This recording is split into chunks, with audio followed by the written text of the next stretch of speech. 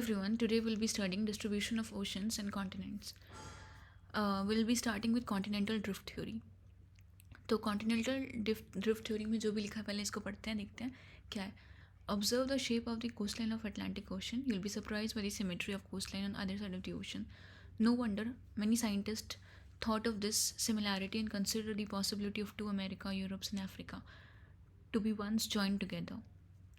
देखो, हम सब ने ये थ्योरी तो सुनी है ऑलरेडी कि अफ्रीका और साउथ अमेरिका का जो ईस्टर्न और वेस्टर्न पार्ट है वो एक दूसरे में पजल की तरह फिट होता है.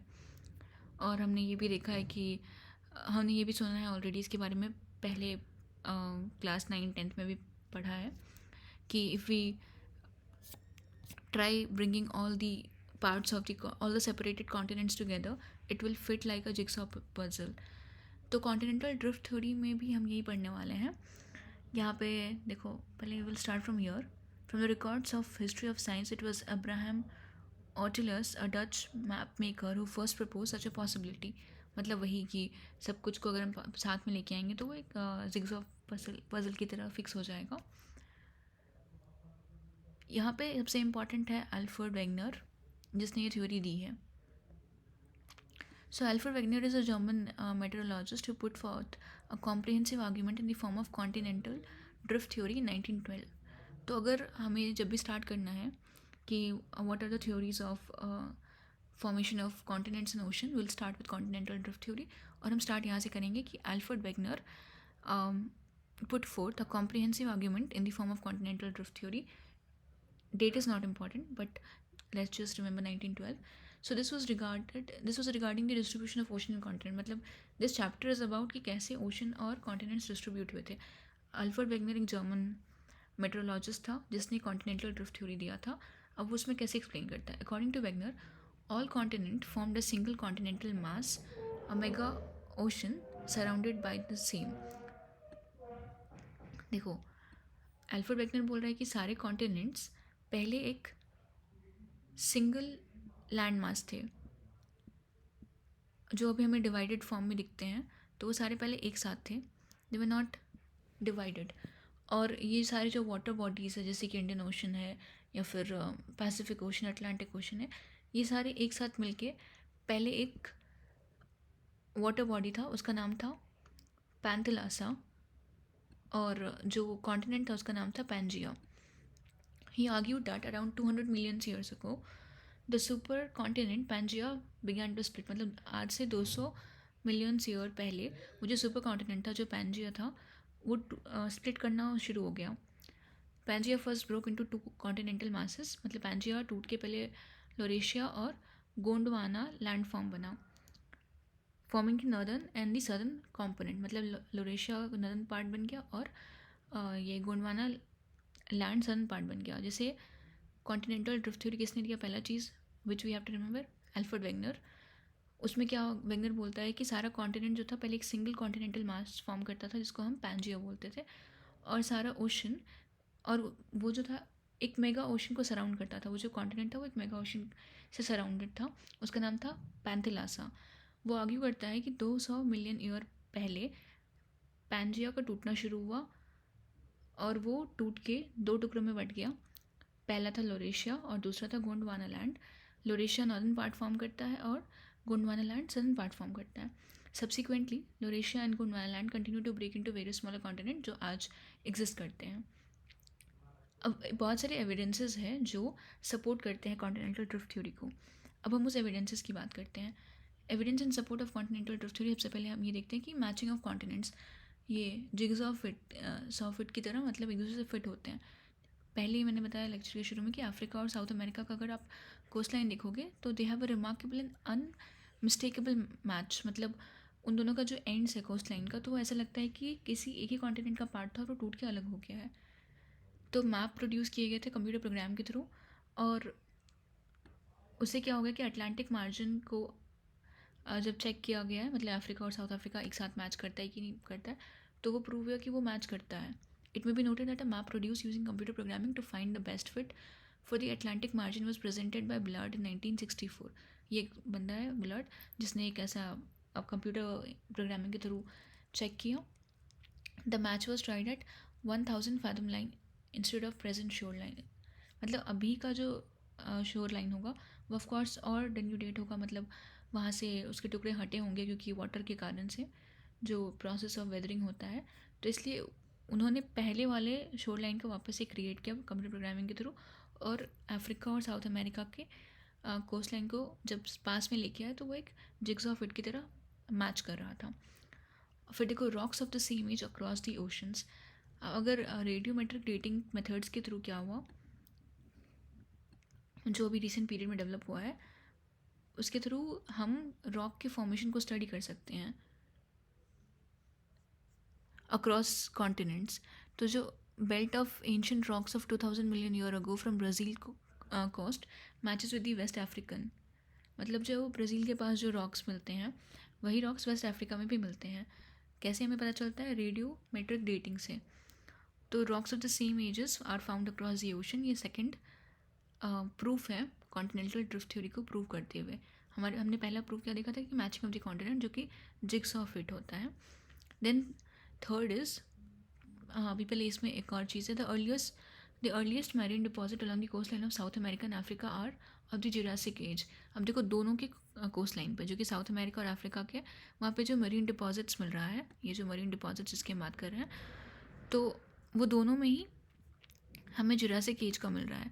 ये भी सजेस्ट करता है कि ocean did not exist prior to that time. मतलब ये प्रूव करता है कि जुरासिक एज से पहले ओशन एग्जिस्ट नहीं करता था. अब हम देखेंगे टिलेट. टिलेट क्या होता है? It is a sedimentary rock formed out of deposits of glacier. Gondwana system of sediment from India is known to have its counterpart in 6 different land masses of the southern hemisphere.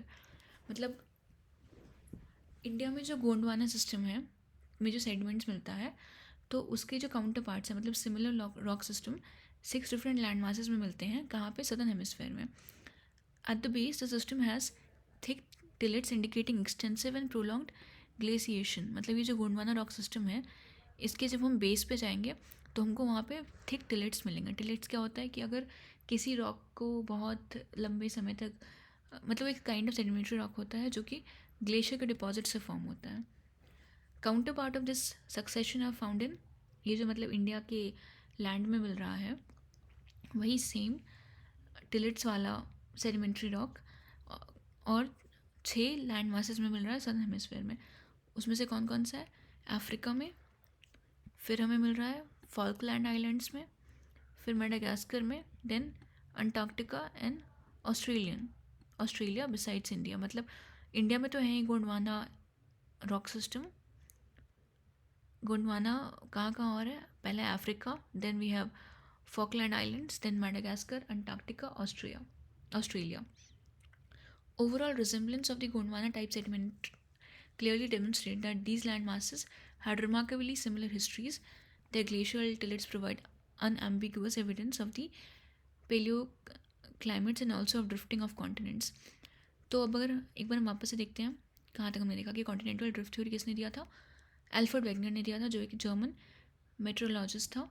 उसने क्या बोला था कि पहले सारे continents मिलके एक single continental मास form करते थे जिसका नाम पैंजिया था, और एक मेगा ओशन उसको सराउंड करता है जिसका नाम पैंथेलासा था. 200 million year ago supercontinent टूटना शुरू हो गया. Pangaea first broke into 2 continental mass जिसका नाम है Laurasia and Gondwana land, forming northern and southern components respectively. Subsequently with time Laurasia and Gondwana land continue to break into various smaller continents which exist today in the form of Asia, Africa, North America, South America, Europe, etc. There are a variety of evidence which suggests continental drift theory. First one is matching of the continent. Shoreline of Africa and South America facing each other have a remarkable and unmistakable match, and they fit like a jigsaw puzzle. Next क्या था? Rock of the same age across the ocean. Radiometric dating method जो भी recent period में develop हुआ था have facilitated correlating rock formation from different continents across the vast ocean. Belt of ancient rock of 2000 million year ago from Brazil coast matches with those of Western Africa. For earliest marine deposit along the coastline of South America and Africa out of Jurassic age, which suggests that ocean did not exist prior to that time. For tillets में क्या थे? Gondwana system of sediments from India is known to have counterparts in 6 different land masses in southern hemisphere. At the base of the system has thick tillets indicating extensive and prolonged glaciation. Counterpart of this is found in Africa, Falkland Islands, Madagascar, Antarctica and Australia. तो total 6 places पे हो गया. अब हम देखते हैं उसके आगे placer deposit. The occurrence of rich placer deposits of gold कहाँ पे पहले घाना कोस्ट में है. घाना कोस्ट में an absolute absence of source rock in the region is the amazing fact. The gold bearing veins are in Brazil and it is obvious that gold deposits of Ghana derive from Brazil plateau when the two continents lay side by side. अब जो गया घाना coast के पास बहुत ज़्यादा rich प्लेसर deposit है gold का, लेकिन वहाँ पे उसके सोर्स रॉक का प्रेजेंस नहीं है, मतलब वहाँ पे उसका सोर्स रॉक प्रेजेंट ही नहीं है. तो वहाँ पे कहाँ से आया गोल्ड? इसका आंसर मिलता है हमको गोल्ड बेरिंग वीन्स जो कि ब्राज़ील प्लेट्यू में अवेलेबल है. ये प्रूव करता है कि जब ये कॉन्टिनेंट पास होंगे, मतलब साथ में होंगे कभी ना कभी, इसीलिए वही टूट के डिफरेंट प्लेसेस पे गए हैं. इसलिए ब्राज़ील में अभी भी उसका गोल्ड वीन्स है और जो मतलब सोर्स रॉक ब्राज़ील में है और उसका जो प्रोडक्ट है प्लेसर डिपॉजिट्स गोल्ड का वो घाना कोस्ट में है. फिर हम देखते हैं distribution of fossils. Whenever identical species of plants and animals adapt to living on land और in fresh water are found on either side of the marine barriers, a problem arises regarding accounting for such distribution. देखो एक simple से हम यहाँ ये लिखेंगे point कि distribution of fossils, जैसे कि ऑब्जर्वेशन कि लेमर्स जो थे occur in India, Madagascar and Africa let's हम to consider a continuous land mass जो कि लेमुरिया होगा. मतलब लेमुर्स जो थे वो इंडिया में पाए गए, मेडागास्कर में मिले और अफ्रीका में मिले. ये प्रूव करता है कि उस टाइम पे कंटिन्यूस लैंड मास रहा होगा, इसका नाम लेमुरिया होगा, जो लिंक करता है इन तीनों लैंड मासेस को. सिमिलरली देखो मेसोसॉरस जो है, जो एक स्मॉल रेप्टाइल था adapted to shallow brackish water. The skeleton of these are found only in 2 localities. पहला है southern Cape province of South Africa and Iravar formation of Brazil. These 2 localities presently are 4,800 kilometers apart with ocean in between them. अगर हम distribution of fossil वाला point लिखेंगे तो हम लिखेंगे कि लेमर जो कि इंडिया में अकर होता है वो मेडागास्कर और अफ्रीका में भी पाया गया था. इससे ये कंसिडर किया जा सकता है कि पहले कंटिन्यूस लैंड मास था, इसका नाम लेमुरिया था. फिर मेसोसॉरस एक स्मॉल रेप्टाइल था जो अडेप्टेड था brackish water, shallow brackish water में था. तो स्केलेटन जो है इसका 2 जगह पे मिलता है, एक southern Cape province of South Africa और एक इरावर फॉर्मेशंस ऑफ ब्राज़ील. तो ये दोनों लोकेलिटीज़ में अभी 4,800 किलोमीटर अपार्ट है और इसके बीच में ओशन है. तो ये प्रूव करता है कि पहले दोनों पास थे, कंटिन्यूस लैंड मास थे. A force of drifting. Wegener suggest करता है कि movement responsible for drifting of continent was by pole fleeing force and tidal force. वो 2 फोर्स को बोल रहा है, एक पहला है पोल फ्लिंग फोर्स और दूसरा tidal force. Pole fleeing force relates to the rotation of earth.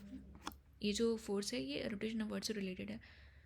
You are aware of the fact that earth is not a perfect sphere. हम सबको पता है कि अर्थ एक परफेक्ट स्फेयर नहीं है. It has a bulge at the equator. This bulge is due to rotation of the earth. The second force that was suggested by Wegener is the tidal force, is due to the attraction of moon and the sun that develops tide in oceanic water. तो Wegener believe करता है कि जो forces होंगे that would have become effective and applied over many million years. However, most of the scholar consider these forces to be totally inadequate. ठीक है, देखो Wegener ने पहले थ्योरी दे दी कि कॉन्टिनेंटल ड्रिफ्ट थ्योरी क्या होता है, हमें उसके प्रूफ्स भी मिल गए. अब वेगनर बोलता है कि क्यों टूटा हुआ कॉन्टिनेंट्स का रीज़न वो देता है कि 2 फोर्स के कारण से टूटा होगा. पहला है पोल फ्लिंग फोर्स, दूसरा tidal force. Pole fleeing force वो फोर्स है जो रिलेट करता है रोटेशन ऑफ द अर्थ से. जो बल्ज है at the equator is due to rotation of the earth. Second force है tidal force which is due to the attraction of moon and the sun. तो Wegener का बोलना है कि ये फोर्स जब मिलियन ऑफ ईयर्स के लिए अप्लाई हुए होंगे बार सेम, तो फिर इसके कारण से कॉन्टिनेंट्स जो एक सिंगल लैंड मास था वो टूटते गया. ऑल्दो अभी के जो स्कॉलर्स हैं उसको टोटली इनएडिक्वेट मानते हैं. अब कॉन्टिनेंटल ड्रिफ्ट थ्योरी के बाद की स्टडीज़ की अगर हम बात करेंगे तो आता है पहला conventional current theory, then mapping of the ocean floor. पहले हम ये दोनों देखते हैं. अब एक बंदा आया जिसका नाम था आर्थर होम्स 1930 में. इसने डिस्कस किया कि possibility of convention current operating in the mantle portion. These currents are generated due to radioactive elements causing thermal differences in mantle portion. Holmes argued that there exists a system of such current in the entire mantle portion.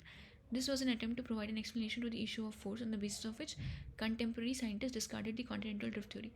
देखो, continental drift theory में Wegener ने बताया दो forces, पोल fleeing force और tidal force, तो कोई उससे agree नहीं कर रहा है।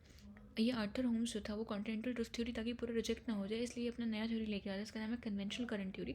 वो बोलता है कि जो वो बताना चाहता है रीज़न कि मतलब कैसे कॉन्टिनेंटल ड्रिफ्ट थ्योरी अभी भी मतलब वैलिड है, कैसे कॉन्टिनेंट टूटे होंगे। तो बोलता है कि करंट्स होंगे जो रेडियो एक्टिव एलिमेंट्स के कारण से जनरेट होंगे, उनके थर्मल डिफरेंस, मतलब अगर दो एलिमेंट्स है इसका टेम्परेचर डिफरेंट है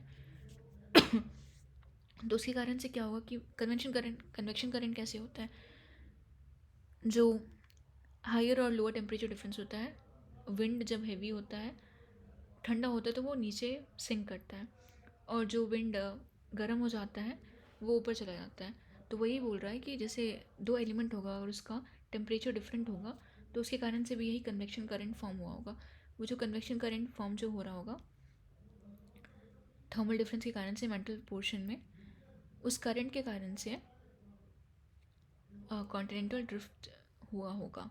मतलब वो जो फोर्स है वो बताना चाहते हैं कि वो उसी फोर्स के कारण से कन्वेंशनल करंट थ्योरी जो है वही बता रहा है कि वो जो फोर्स है कन्वेक्शन करंट, वही रीज़न होगा कॉन्टिनेंट के ड्रिफ्ट करने का। अब mapping of the ocean floor, detail research of the ocean configuration reveal that ocean floor is not just a vast plain, but it is full of relief. Expedition to map the oceanic floor is post-war period provided a detailed picture of ocean reliefs and indicated the existence of submerged mountain ranges as well as deep trenches, mostly located closer to continental margin. The mid-oceanic ridges were found to be most active in terms of volcanic eruption. The dating of rock from the ocean crust revealed the fact that latter is much younger than the continental areas. Rock on either side of the crest of ocean ridges and having equidistant location from the crest were found to have remarkable similarities both in terms of their constituents and their age. तो mapping of floor में देखो, पहले लोग समझते थे कि ocean का floor plane होता है। जब डिटेल रिसर्च किया गया ओशन के कॉन्फ़िगरेशन पे तो उससे पता चला कि वहाँ पे बहुत सारे रिलीफ फीचर्स हैं, जैसे कि मिड ओशनिक रिजेस हैं, माउंटेन्स हैं। तो ये बताता है कि वहाँ पे मतलब बहुत सारे सबमर्ज माउंटेन रेंजेस है, डीप ट्रेंचेस है, और ये सारे जो माउंटेन रेंजेस या ट्रेंचेस है वो लोकेटेड है किसके क्लोज में, कॉन्टिनेंट के मार्जिन के पास है। जैसे अगर यहाँ पे कॉन्टिनेंट्स ख़त्म हो रहा है, यहाँ पे कॉन्टिनेंट ख़त्म हो, कॉन्टिनेंटल शेल्फ, तो अब यहाँ पे हो सकता है थोड़ी दूर जाने के बाद हमें माउंटेन दिखना शुरू हो जाए अंदर में। उसके बाद फिर रिजेस, ये रिज क्या होता है, ये जो बीच का गैप होता है इसको रिज कहते हैं, दो माउंटेन के बीच में, माउंटेन चेन के बीच में बेसिकली। और ये माउंटेन मिड ओशनिक रिजेस जो थे वो सबसे ज़्यादा वॉल्केनिकली एक्टिव थे। मतलब इनका कहना ये है कि देखो इस दोनों साइड पे जो रॉक्स है वो सिमिलर एज के थे, और ये जो बीच का प्लेस कैसे हो रहा था, वॉल्केनिक इरप्शन हो रहा था। वॉल्केनिक इरप्शन होने के बाद यहाँ पे डिपॉजिट्स हो जा रहा था, डिपॉजिट होने के कारण से नया लैंडफॉर्म फॉर्म हो रहा था, और वो लैंडफॉर्म कॉन्टिनेंटल शेल्फ में ऐड होके नया कॉन्टिनेंट का पार्ट बन रहा था। ऐसे ही सिमिलरली इस साइड भी हो रहा था, बीच में ओशन रह जा रहा था। जब दोनों साइड के हम रॉक्स को स्टडी करते हैं तो पता चलता है कि दोनों सेम पीरियड के हैं। तो ये भी प्रूव करता है कि मतलब ओशन फ्लोर स्प्रेडिंग के थ्रू भी कॉन्टिनेंट्स का फॉर्मेशन हो रहा था। अब ocean floor configuration, in this section will note a few things related to ocean floor configuration that helps us in understanding the distribution of continents and ocean. We'll be studying the ocean floor chapter को detail में पढ़ेंगे 13 में। Ocean floor में भी segmented into 3 major divisions. अभी discuss कर रहे हैं हम कि ओशन फ्लोर्स 3 मेजर डिविजन्स में हम बांट सकते हैं डेप्थ के बेसिस पे। These divisions are continental margins, अभी हमने जो ये देखा ये यहाँ कॉन्टिनेंट ख़त्म हो रहा है, ये वाला जो area that is continental margin. Then deep sea basins and mid ocean ridges, ये देखो कॉन्टिनेंटल शेल्फ ख़त्म हो रहा है, यहाँ से जो शुरू हो गया कॉन्टिनेंटल मार्जिन हो गया, फिर यहाँ पे कॉन्टिनेंटल स्लोप है, डीप सी बेसिन मतलब अंदर जाके ऐसे लंबा सा हो जाएगा। फिर मिड ओशन रिजेस हमने यहाँ पे देखा, ये रिज कैसे दो माउंटेन के बीच में जो प्लेस बचा हुआ है, that is mid oceanic ridges. अब हम बात करते हैं कॉन्टिनेंटल मार्जिन्स की। These form the transition between continental shore and deep sea basin. यहाँ पे कॉन्टिनेंट ख़त्म हो रहा है और यहाँ पे ये सी स्टार्ट हो रहा है, तो ये जो दोनों का बीच का area that is continental margin. मतलब बेसिकली ट्रांजिशन है between continental shore and deep sea basin. They include continental shelf, continental slope, continental rise and deep oceanic trenches. इसमें जो क्या क्या इंक्लूड होता है, continental shelf, continental slope and continental rise और deep oceanic ridges. ये सारे पार्ट्स है कॉन्टिनेंटल मार्जिन के। Of these the deep sea trenches are the area which are of considerable interest in so far as the distribution of ocean and continent is considered. अब हमें पता है कि deep sea trench important क्यों है, क्योंकि सबसे ज़्यादा वॉल्केनिकली एक्टिव होते हैं ये, इनका जो लावा स्प्रेड होता है वो नया कॉन्टिनेंट का लैंड फॉर्म ऐड कर रहा होता है। अब हम बात करेंगे एबिसल प्लेन की। These are extensive plain that lie between the continent margin and mid-oceanic ridges. The abyssal plains are area where the continental sediments that move beyond the margin get deposited.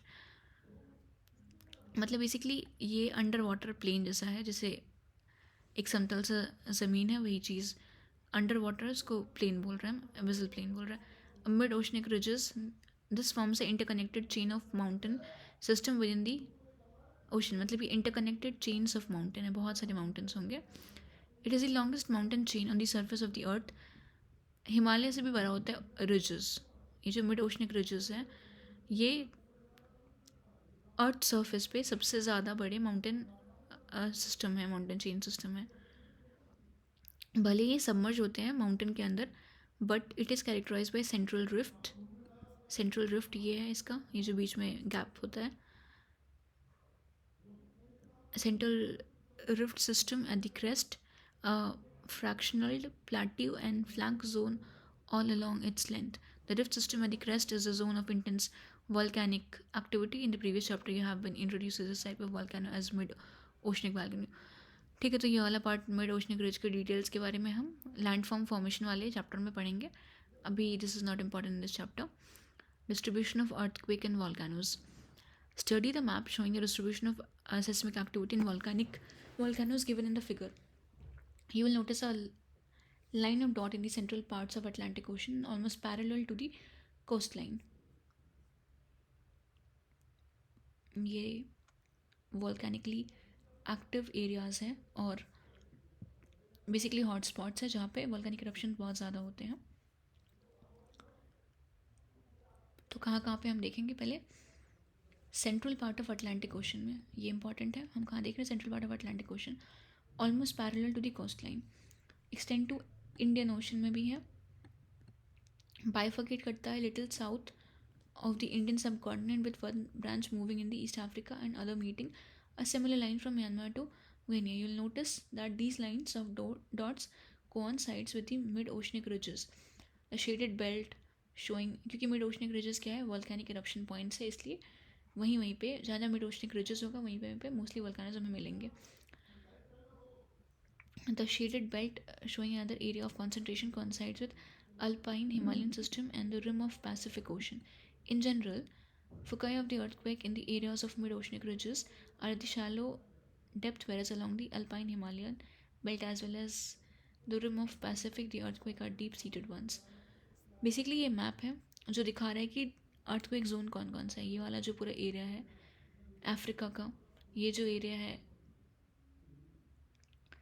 South America का, ये north America का, फिर ये India के पास वाला area जो Himalayan area है, वहाँ पे भी डीप अर्थक्वेक जोन है।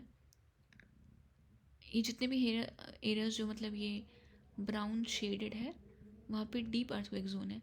शैलो अर्थक्वेक जोन कहाँ पे है, जहाँ पे ये लाइट शेड्स में दिख रहे हैं हमें डॉट्स। वॉल्केनिक इरप्शन जहाँ पे ये डार्कर डॉट्स हैं, और जो बड़े डॉट्स हैं वो रिप्रेजेंट कर रहे हैं हॉट स्पॉट्स। तो ये रिंग ऑफ फायर है सबसे ज़्यादा volcanically active area.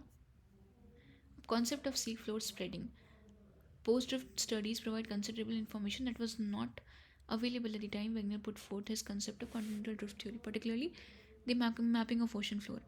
Mapping of ocean floor अभी हमने छोटे में ऐसा डिस्कस किया था ये वाले पार्ट में, मिड ओशनिक रिजेस वाले में. Let's see it in detail. देखो, mid oceanic ridges volcanic eruption का सेंटर होता है और उसके साथ क्या होता है, huge amount of lava surface पे आता है. The rock equidistance on either side of the crest of mid oceanic ridges shows remarkable similarity in terms of period. देखो, जैसे ये माउंटेन चेन है पानी के अंदर, ये दूसरा माउंटेन चेन है,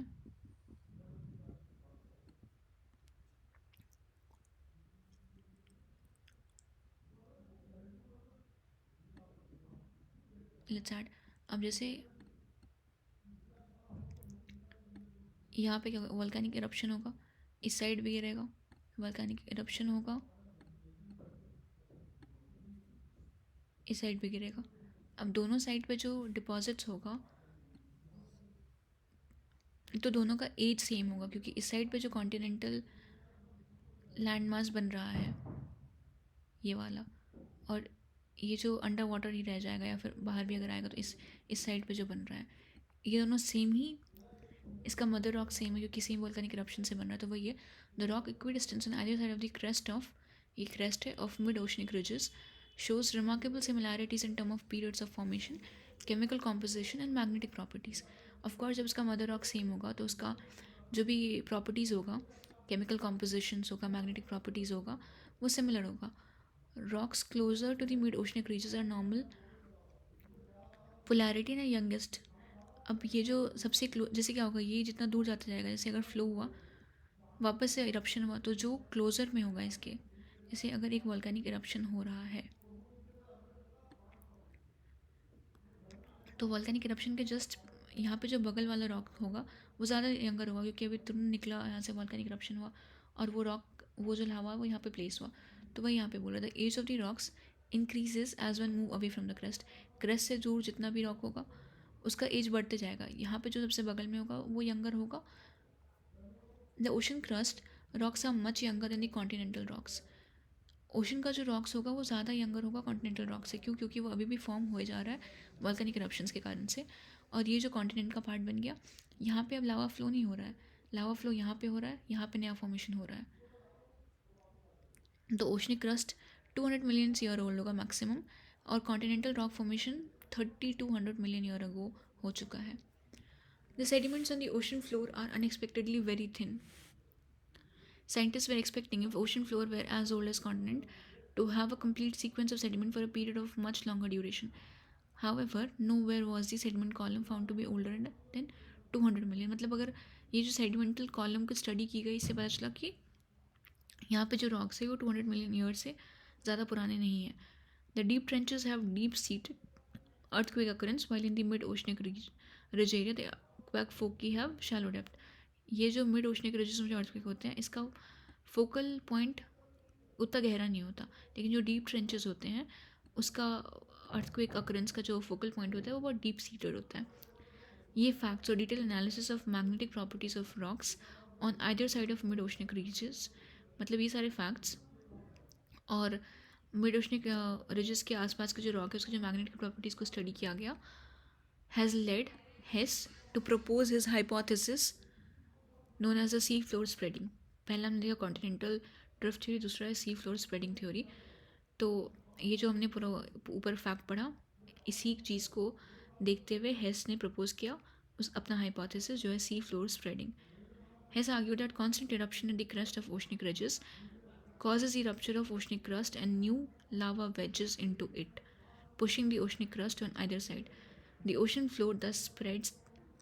The younger age of the oceanic crust, as well as the fact that spreading of one ocean does not cause the shrinking of other, made Hess think about the consumption of oceanic crust. He further maintained that ocean floors that get pushed due to volcanic eruption at the crest sinks down at the oceanic trenches and get consumed. तो देखो, ये diagram में भी help करेगा oceanic सी floor spreading को समझने में. यहाँ पे है मिड ओशनिक रिजेस, ये है इसका रिफ्ट जोन, जहाँ पे मतलब वोल्केनो निकल रहा है। यहाँ से जो भी वोल्केनिक इरप्शन हो रहा है वो ऐसे स्प्रेड हो रहा है, इधर भी स्प्रेड हो रहा है। यहाँ पे क्या हो गया, नया मासेस फॉर्म हुआ। अब यहीं पे जो है डाइवर्जेंट प्लेट बाउंड्रीज है, तो ये जो नया वाला फॉर्मेशन हो रहा है, मतलब यहाँ से जो लावा फ्लो हो रहा है, ये इसके अंदर सीप कर जाएगा, अंदर घुस जाएगा। यही चीज़ यहाँ पे बोल रहा है, रप्चर होता है ओशनिक क्रस्ट का and new lava wages into it, मतलब ये टूट गया यहाँ पे बार बार वोल्केनिक इरप्शन के कारण से, और जो नया लावा है वो इसके अंदर घुस रहा है, pushing the ocean crust on either side. इसके एंट्री करने के कारण से दोनों के बीच में डिफरेंस बढ़ेगा, दोनों साइड पुश हो रहा है, दोनों साइड पे। Thus, the ocean floor spreads, and the younger of the oceanic crust, as well as the fact that spreading of the ocean does not cause shrinking of the other. अब देखो हैस क्या सोच रहा है कि ओशन फ्लोर स्प्रेडिंग तो हो रहा है, अब ओशन फ्लोर कंजम्पशन भी हो रहा है। कैसे हो रहा है, यहाँ पे देखो, ये वाला जो ओशन का पार्ट था, ये लावा नया जो फ्लो कर रहा था, ये दोनों साइड से पुश कर रहा था, इधर वाले को भी पुश कर रहा था, इधर वाले को भी पुश कर रहा था। इधर वाला पुश होके नया कॉन्टिनेंट में ऐड हो रहा है, मतलब ये इधर पुश हो रहा है, नए कॉन्टिनेंट में ऐड हो रहा है। और ये वाला जब पुश हो रहा था तो फिर ये सबमर्ज हो रहा है, मतलब सबडक्शन हो रहा है इसका, इस प्लेट के अंदर। तो इससे क्या हो गया, सी फ्लोर कंजम्पशन हो रहा है यहाँ पे, और यहाँ पे सी फ्लोर स्प्रेडिंग हो रहा है। दोनों चीज़ हमें सेम में दिख रहा है।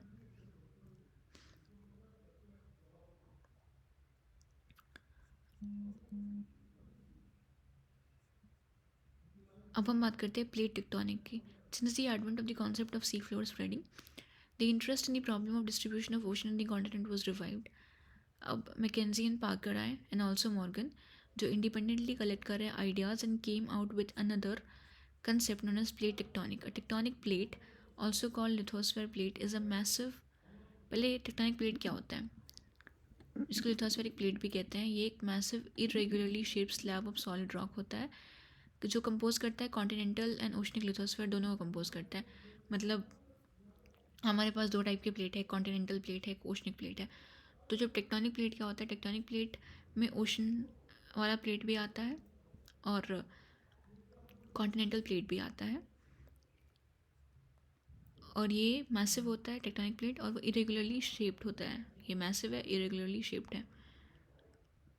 The lithosphere includes the crust and the top mantle with its thickness ranging varying from 5 to 100 km in ocean part and above 200 km in continental part.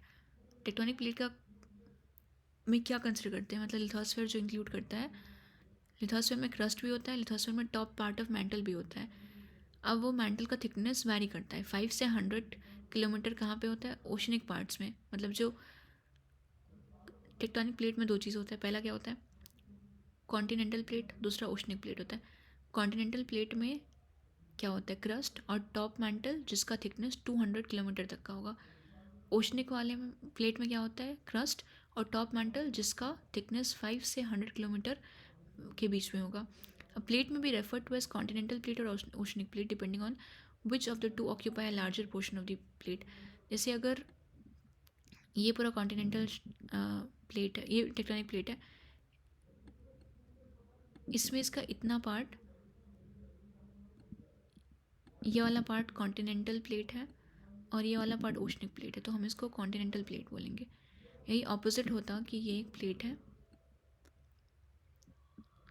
इसमें इसका ये वाला पार्ट कॉन्टिनेंट का पार्ट है, कॉन्टिनेंटल प्लेट का part है, ये वाला पार्ट ओशनिक प्लेट का पार्ट है, तो हम इसको ओशनिक प्लेट बोलते हैं।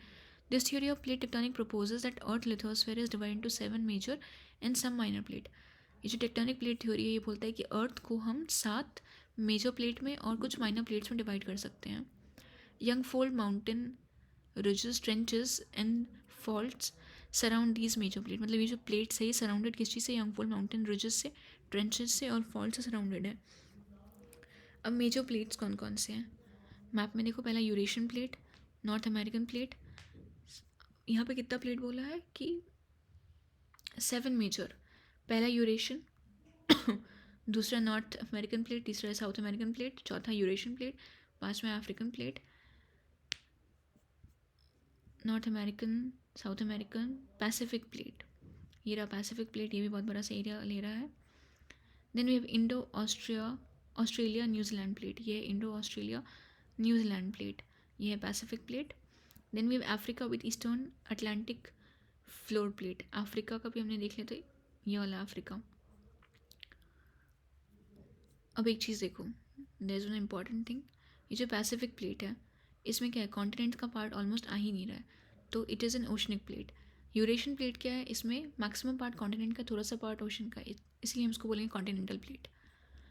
अब हम देखेंगे कुछ minor plate. Minor plate is Cocos plate, ये रहा। Then we have Nazca plate, then we have Arabian plate, यहाँ पे है। Then we have Philippine plate, and then we have Caroline plate and Fuji plate. These plates have been constantly moving over the globe throughout the history of Earth. मतलब ये plate कोई भी एक place पे रुका हुआ नहीं है, हमेशा मूव कर रहा है। It is not the continent that move as a believed by Wegener, मतलब कॉन्टिनेंट्स मूव नहीं कर रहे, वो वहीं पे, continents are a part of the plate, what moves is the plate. Wegener बोल रहा था कि कॉन्टिनेंट मूव कर रहा है, टेक्टोनिक प्लेट थ्योरी बोलता है कॉन्टिनेंट मूव नहीं कर रहा, प्लेट मूव कर रहा है। और कॉन्टिनेंट्स जो है वो प्लेट के पार्ट है। Moreover, it may be noted that all the plates without exception have moved in the geological past and shall continue to move in future period. मतलब वो जो टेक्टोनिक प्लेट्स है वो हमेशा से मूव कर रहे हैं और आगे भी मूव करते रहेंगे। Wegener had thought of all the continent to have initially existed as a super continent in the form of Pangaea. Wegener ने क्या बोलता कि पैंजिया एक सुपर कॉन्टिनेंट है और पहले सारा प्लेट एक जगह पे इकट्ठा था। हाउएवर अभी का जो लेटर डिस्कवरीज है वो रिवील करता है कि continental masses resting on plates have been wandering all through the geological period। अभी का जो फाइंडिंग्स है वो ये बोलता है कि हमेशा से वो वॉन्डर ही करता है, कभी एक जगह पे इकट्ठा नहीं था।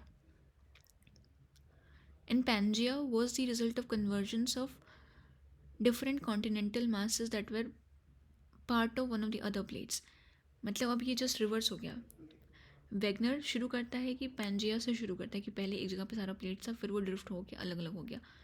ये जो टेक्टोनिक प्लेट थ्योरी ये बोलता है कि प्लेट्स हमेशा से मूव कर रहे थे, पैंजिया का फॉर्मेशन तब हुआ जब वो जो डिफरेंट प्लेट्स जो वॉन्डर कर रहे थे वो एक जगह पे आके एक दूसरे से कनेक्ट हो गए, तो पैंजिया का फॉर्मेशन हुआ। मतलब कन्वर्जेंस ऑफ प्लेट्स के कारण से पैंजिया फॉर्म होती है। Scientist using the palaeomagnetic data have determined the position held by each of the present continental land masses in different geological period. मतलब साइंटिस्ट ने पैलियोमैग्नेटिक डेटा यूज़ करके ये पता लगाया है कि अभी जो कॉन्टिनेंट्स का रीसेंट प्लेसेस है वही सारे कॉन्टिनेंट पहले कहाँ कहाँ पे थे। इंडियन सब continent is traced with the help of rock analyse from Nagpur area. अब जैसे सब जगह का रॉक्स ले लेके एनालिसिस कर रहे हैं, तो इंडियन सब कॉन्टिनेंट के प्लेट्स को हम नागपुर एरिया वाली रॉक लेके एनालिसिस करते हैं उसका। There are 3 types of plate boundaries, 3 type के प्लेट बाउंड्रीज हैं, divergent, convergent and transform boundaries. Divergent boundaries क्या होता है, when new crust is generated as plates pull away from each other, the side where the plate move away from each other are called spreading side. ये example है mid Atlantic ridge at the American plate और separated from Eurasian and African plate. Divergent में जैसे क्या था, ये mountain था, इसे लावा फ्लो हो रहा था, ये जो फ्लो हो रहा था ये बीच में क्या हो गया, बीच का फोर्स इसको उधर पुश कर रहा है, इसको उधर पुश कर रहा है, तो इससे डाइवर्जेंट प्लेट बाउंड्रीज, मतलब ये डाइवर्जिंग फोर्सेस है, ये इस साइड पुश हो रहा है, वो उस साइड पुश हो रहा है, इस पुश के कारण से move away from each other, मतलब दोनों का मूव कर अलग हो जाता है, स्प्रेडिंग साइड से दूर जाता है, तो ये है डाइवर्जेंट बाउंड्री। ये जो प्लेस है ये है डाइवर्जेंट बाउंड्रीज। कन्वर्जन क्या है, when crust is destroyed as one plate dived under another, this location where sinking of plate occurs is called subduction। जैसे ये प्लेट एक है और ये दूसरा प्लेट है, दोनों सेम डायरेक्शन में जा रहे हैं, ये इधर से अपना फोर्स लगा रहा है और ये अपना फोर्स इधर से लगा रहा है, दोनों के फोर्स के कारण से एक प्लेट जो कि हैवियर था वो दूसरा प्लेट जो कि लाइटर था उसके अंदर सिंक कर रहा है। ये जो पॉइंट है इसको कहते हैं सबडक्शन जोन। अब ये जो कन्वर्जन्स है ये 3 तरीके से हो सकता है, या तो ओशनिक और कॉन्टिनेंटल प्लेट के बीच में होगा, या फिर 2 ओशनिक प्लेट के बीच में होगा, या फिर 2 कॉन्टिनेंटल प्लेट के बीच में होगा। ये तो बहुत कॉमन सेंस वाला बात हो गया कन्वर्जन और डाइवर्जन बाउंड्रीज़ के बारे में। अब हम बात करेंगे ट्रांसफॉर्म बाउंड्रीज क्या होता है? When the crust is neither produced not destroyed as plates plates slide horizontally past each other, horizontal movement. ये एक प्लेट है, ये एक प्लेट है, ये प्लेट इधर आ रहा है एक, और ये वाला प्लेट इधर जा रहा है। ये बस कैजुअली एक दूसरे के पास से पास कर रहे हैं, तो इसमें ट्रांसफॉर्म बाउंड्रीज है।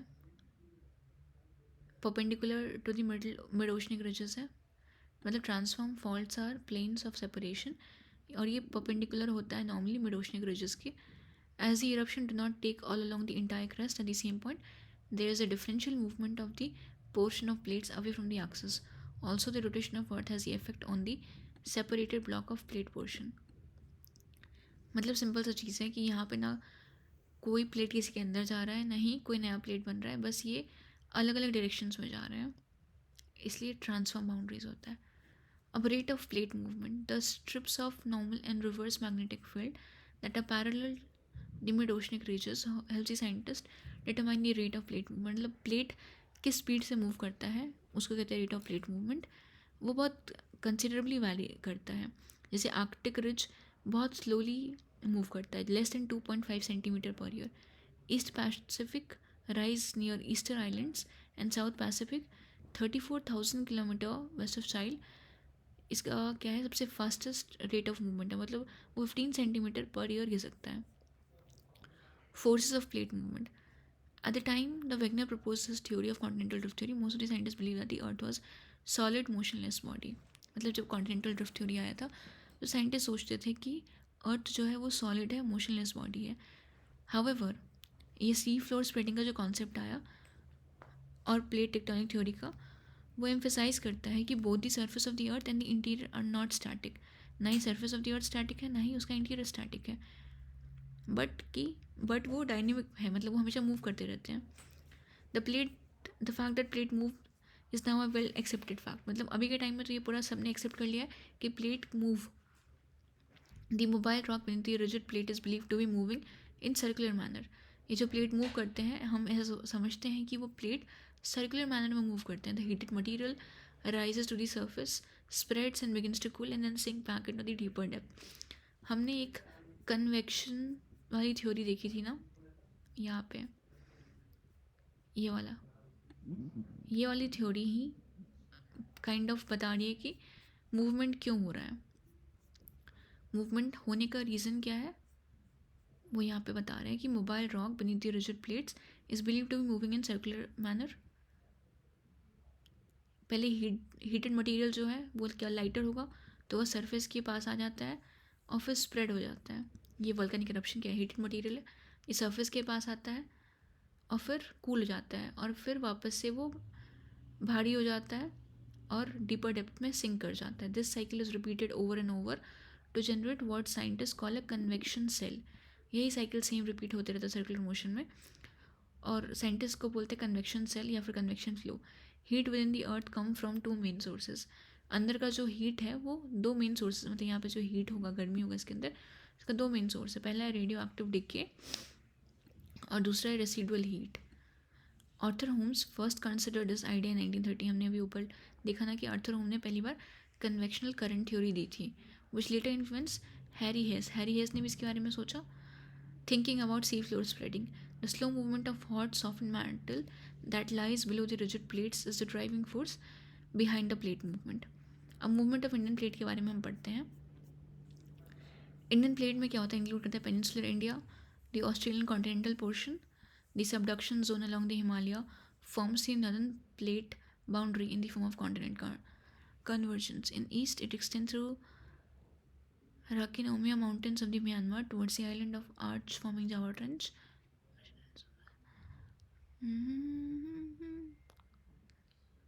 मतलब बेसिकली इस पूरे बारे में बताया गया है कि इंडियन कॉन्टिनेंट में क्या क्या फॉर्म पार्ट आता है। तो इंडियन प्लेट इंक्लूड करता है पेनिनसुलर इंडिया और ऑस्ट्रेलियन कॉन्टिनेंटल पोर्शन, ठीक है। The subduction zone along the Himalaya forms the northern plate boundary in the form of continent. In the east, continental plate extend करता है राकिनोमिया माउंटेन म्यांमार के पास, फिर ये कवर करता है आइलैंड आर्क, जावा ट्रेंच के पास वाला भी। इसका ईस्टर्न मार्जिन एक स्प्रेडिंग साइट है जो कि लाई करता है ईस्ट ऑफ ऑस्ट्रेलिया में in the form of oceanic ridges in South Pacific ocean. इसका वेस्टर्न मार्जिन है Kirthar mountain of Pakistan. It further extends along the Makran coast and joins the spreading site from the Red Sea rift. देखो इसको इतना याद करना important नहीं है, बस हम एक बार इसको रीड कर रहे हैं। The boundary between Indian and Antarctic plate is also marked by ocean ridge. Okay, जो कि डाइवर्जेंट बाउंड्री है, रनिंग रफली west to east direction and merging into the spreading site a little south of New Zealand. India एक large island था situated off the Australian coast, मतलब Australia के पास था एक वास्ट ओशन में। टेथिस सी जो था सेपरेटेड इट कहाँ से, एशियन कॉन्टिनेंट से, टिल अबाउट 225 मिलियन ईयर अगो।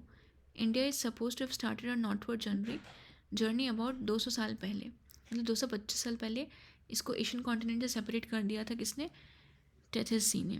200 साल पहले, मिलियन ईयर पहले इससे अपना नॉर्थवर्ड जर्नी स्टार्ट कर दिया।